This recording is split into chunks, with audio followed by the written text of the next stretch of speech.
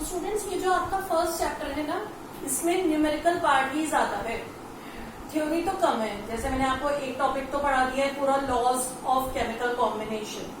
इसके बाद अभी 2-3 टॉपिक्स और हैं छोटे छोटे बस, लेकिन उससे रिलेटेड क्या आते हैं, न्यूमेरिकली ज्यादा इंपॉर्टेंट है। ये पूरा न्यूमेरिकल वाला ही चैप्टर है मेन, थ्योरी बहुत कम है इसमें। ठीक है, अब हम और करते हैं नेक्स्ट क्वेश्चन, थर्ड। और न्यूमेरिकल से बच्चों आपको घबराना नहीं है। एक बार आप मल्टीप्लाई डिवाइड करने की आदत डाल लोगे ना सिंप्लीफाई करने के लिए, और मल्टीप्लाई डिवाइड भी कैसे किया करो, पहले हमेशा सिंप्लीफाई करो उसे। ये नहीं बड़े बड़े नंबर मल्टीप्लाई करके रख लिए, ठीक है, हमेशा पहले सिंप्लीफाई करो। जैसे मान लो तुम्हारे किसी जगह कैलकुलेशन में आ रहा है 423 मल्टीप्लाई बाय 624 डिवाइड बाय 22, पहले इन्हें कैंसिल करो जितना ज्यादा कर सकते हो। अगर आप पूरा मल्टीप्लाई करके रख लोगे तो एक बहुत बड़ा नंबर बन जाएगा और फिर डिवाइड करना मुश्किल हो जाएगा। आ रही बात समझे? तो इस तरीके से अपनी कैलकुलेशंस को हमेशा इजी बनाने की कोशिश किया करो। अब हम नेक्स्ट क्वेश्चन करते हैं।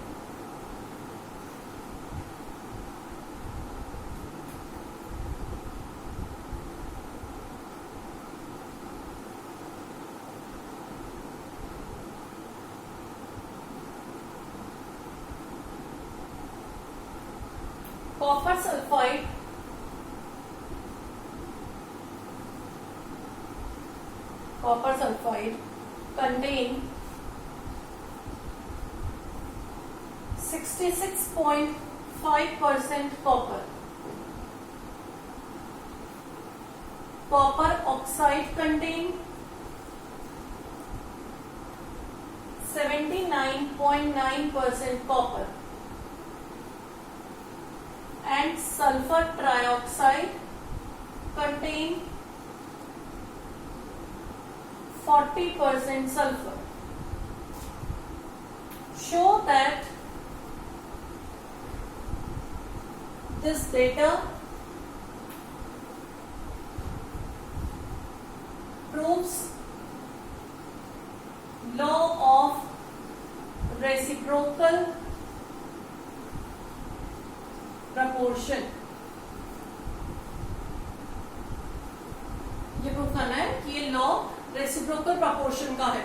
ठीक है, अब देखिए रेसिप्रोकल प्रपोर्शन का हम पहला क्वेश्चन कर रहे हैं। कैसे करते हैं ये क्वेश्चन रेसिप्रोकल प्रपोर्शन का है बच्चों। ये बात आपको कैसे पता चलेगी, ऐसे क्वेश्चंस में हमेशा 3 कंपाउंड्स होंगे अलग अलग, कॉपर सल्फाइड, कॉपर ऑक्साइड और सल्फर ट्राइऑक्साइड। देखिए 3 कंपाउंड्स हैं। आप पहले दोनों कंपाउंड देखो, पहला कंपाउंड है कॉपर सल्फाइड, दूसरा कंपाउंड है कॉपर ऑक्साइड। कौन सा एलिमेंट सेम है दोनों में, कॉपर। जो एलिमेंट सेम है बच्चों उसका वेट फिक्स कर दो। इस वाले केस में कॉपर कितना दिया है, 66.5%।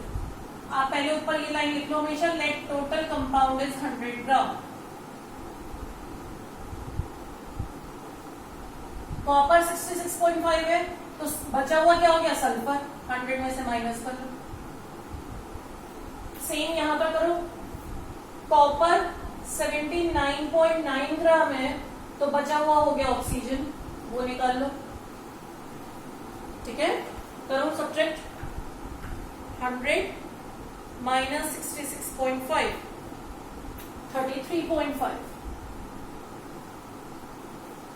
यहां करेंगे 100 माइनस 79.9, या गया 20.1। ठीक है, दोनों केसेस में आपने क्या किया, कॉपर पता है, सल्फर और ऑक्सीजन निकाल लिया। अब कॉपर अगर 66.5 है तो सल्फर 33.5 है। अगर कॉपर 1 हो जाए तो सल्फर कितना हो जाएगा बच्चों, 33.5 अपॉन 66.5। कर लो कैलकुलेट, ये कितना आएगा, 5 से सिंप्लीफाई करो उसे, 33.5 डिवाइड बाय 66.5, ये आ जाएगा 0.504। अब नेक्स्ट वाले पे आ जाओ। कॉपर अगर 79.9 ग्राम है तो ऑक्सीजन 20.1 ग्राम है। अगर कॉपर 1 हो जाए, कॉपर को ही 1 करना है इसमें जो सेम है दोनों तरफ, तो ऑक्सीजन कितना हो जाएगा 20.1 अपॉन 79.9। फिर निकाल लो कितना है अब ये डिवाइड करके।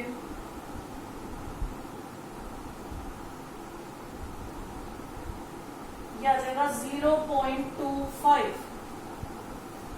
ये लगभग आ गया 0.50 और ये आ गया 0.25।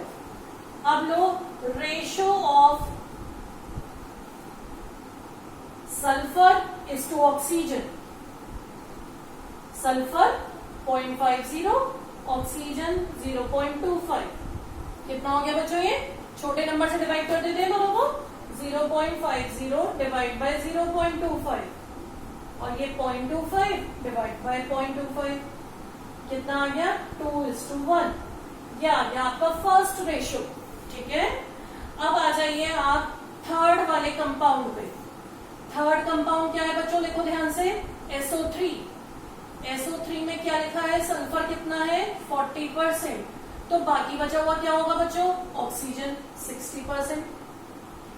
इसमें आपको कुछ फिक्स नहीं करना। अब फिर से आप सल्फर इज टू ऑक्सीजन का रेशो ले लो। यहाँ पे भी सल्फर इज टू ऑक्सीजन, यहाँ पर भी रेशो क्या करना है? बस यही 40:60 करना है। 40:60 को सिंप्लीफाई करने के लिए 40/40, 60/40, ये हो गया 1, ये आ गया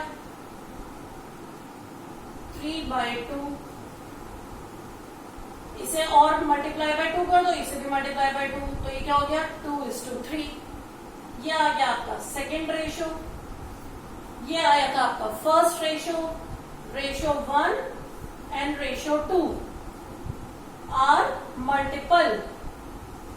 दोनों मल्टीपल है। क्यों मल्टीपल है? देखिए, एक तरफ का तो सेम है, दूसरा तरफ मल्टीप्लाई करके आ जाएगा।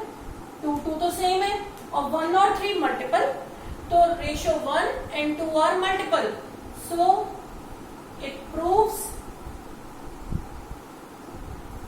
law of reciprocal proportion। ठीक है बच्चों, समझ गए? It proves law of reciprocal proportion। आगे समझे हमने क्या किया? पहले कंपाउंड में कॉपर की परसेंटेज दी थी, 100 में से माइनस करके सल्फर आ गया। दूसरे वाले में कॉपर दिया था, 100 में से माइनस करके ऑक्सीजन आ गया। कॉपर अगर 1 है तो सल्फर कितना होगा? यहाँ पे करिए कॉपर 1 है तो ऑक्सीजन कितना होगा? जो सल्फर और ऑक्सीजन के वेट है उनका रेशो ले लिया। अब थर्ड कंपाउंड पे आए। थर्ड कंपाउंड में सल्फर इतना है, ऑक्सीजन इतना है। अगर दोनों का रेशो लिया जाए, एक और रेशो आ गया। ये वाला रेशो और ये वाला रेशो मल्टीपल प्रूफ कर दिया हमने, तो प्रूफ हो गया ये लॉ ऑफ रेसिप्रोकल प्रोपोर्शन है। ठीक है बच्चों, मुझे 4 डेज हो गए नियरली, अब आज 4th डे है। मैं आपको नोट्स भी डेली सेंड कर रही हूँ। ठीक है ना? आपको नोट्स जरूर लिखने चाहिए नोट्स कॉपी में, और ये सारे न्यूमेरिकल आप अलग से कॉपी में करेंगे, न्यूमेरिकल कॉपी में। समझ रहे हैं मेरी बात? नोट्स कॉपी में और न्यूमेरिकल्स न्यूमेरिकल कॉपी में। आप नोट्स अगर नहीं लिख रहे हैं सपोज, तो आपको समझ में उतना अच्छा नहीं आएगा। जब आपने वीडियो देख लिया, सुन लिया, अब आप जब उसे लिखने बैठोगे तो आपको वो चीजें याद होती चली जाएंगी। ठीक है ना? तो नोट्स कॉपी करते रहिए डेली।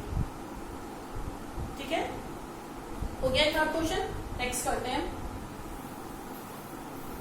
अभी मैं आपको बहुत कम स्पीड से आराम से क्वेश्चंस करा रही हूँ, जिससे कि आपको बहुत अच्छे तरीके से कैलकुलेशन करने के लिए तो आपके पास बहुत अच्छा टाइम है। आप लोग घर पे हैं, अगर यही आप ट्यूशन पे बैठे होते तो टीचर करके जल्दी से कैलकुलेशन दे देगा, आप इतनी देर में कर भी नहीं पाओगे। अब आपके पास बेनिफिट है, घर पे बैठ के आराम से कैलकुलेशन करो। पर कैलकुलेटर मत यूज करना। कैलकुलेटर यूज करोगे गलत आदत पड़ जाएगी, वो आपके लिए हार्मफुल है। ठीक है, नेक्स्ट क्वेश्चन करते हैं।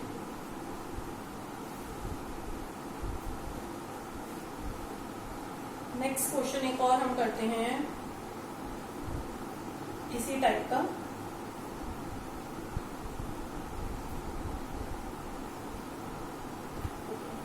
Carbon and hydrogen form 3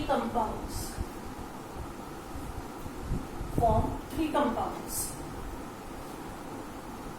compound के नाम है A, B, C।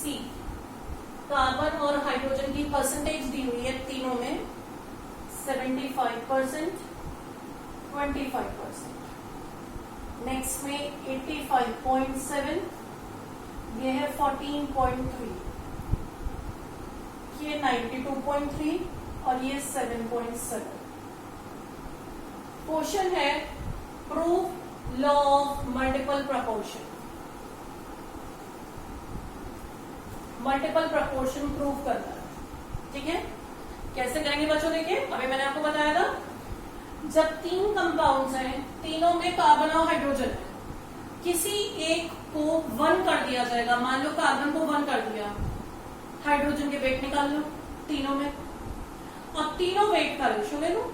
रेशो जरूरी है 2 का ही लिया जाता है, 3 का भी ले लो, 4 का ले लो, कितने का भी लिया जा सकता है ratio.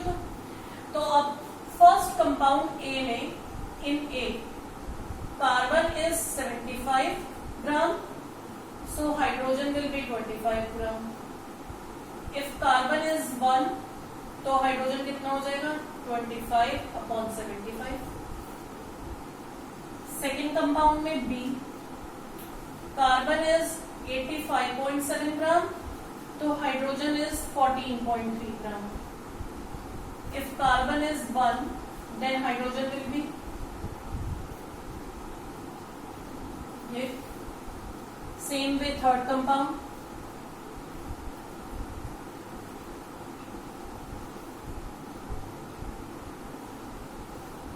If carbon is 1, hydrogen will be 7.7 upon 92.3. अब आप ये नंबर सॉल्व करके निकालो डेसिमल। कर सकते हैं सॉल्व सब बच्चे? डिवाइड करेंगे बहुत ध्यान से। यह आ जाएगा 0.33। नेक्स्ट वाला करिए।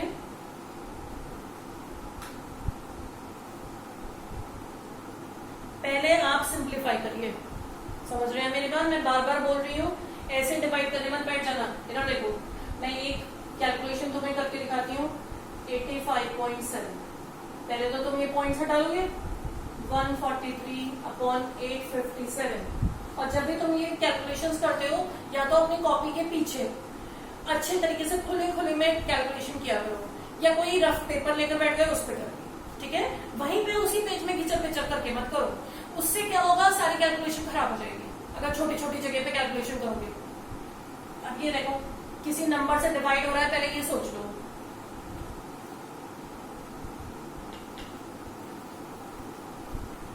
किसी नंबर से डिवाइड हो रहा है ओके बच्चों। देखिए, अब आप पहले से सोचो, ये किसी नंबर से सिंप्लीफाई हो रहा है, किसी टेबल में आ रहा है? नहीं आएगा। आप ध्यान से देखो, सोच के देखो थोड़ा बहुत। इसके लिए आपका थोड़ा बहुत टेबल स्ट्रॉन्ग होनी चाहिए। वैसे आ नहीं रहा है ऊपर वाला नंबर तो, क्योंकि 13 से जा रहा है, नीचे वाला नहीं जा रहा। जब ऐसा हो, ये मैं उन बच्चों के लिए बता रही हूँ जिनकी कैलकुलेशन थोड़ी वीक है। जिनकी अच्छी मैथ्स है वो तो कर ही लेंगे, उनको मेरी इस एक्सप्लेनेशन की जरूरत नहीं है। तो 143 और 857 अब तो डिवाइड ही कर लो, जब नहीं कैंसिल होगा। अब अभी तो ये जाएगा नहीं, 0 पॉइंट यहाँ 0 लगा लिया, 1 जा से जाएगा 857।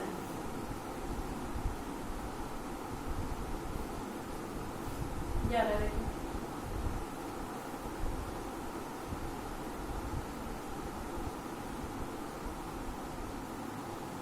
अगर अब इसमें 0 लगा लो एक और। अब देखो किससे जाएगा,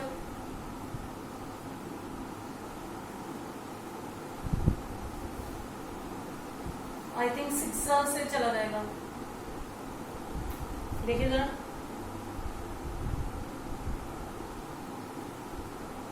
हाँ 6 से ही चला जाएगा।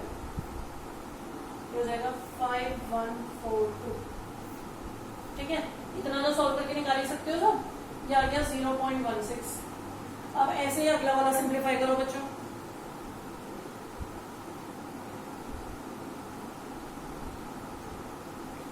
ये आ जाएगा 0.08। ठीक है, ये नंबर्स आ गए आपके पास। आ गए 3 नंबर। अब आपको क्या करना है आगे, इन 3 नंबर्स का रेशो लेना है। रेशो ऑफ वेट ऑफ, इसका वेट निकाल रहे थे आप, हाइड्रोजन।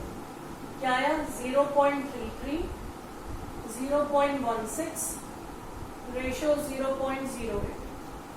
स्मॉलर नंबर से तीनों को डिवाइड कर दो, 0.33 divide by 0.08, 0.16 divide by 0.08, 0.08 divide by 0.0। ये आ गया 1। ये कितना आ गया बच्चों? 2। और ये कितना आ गया?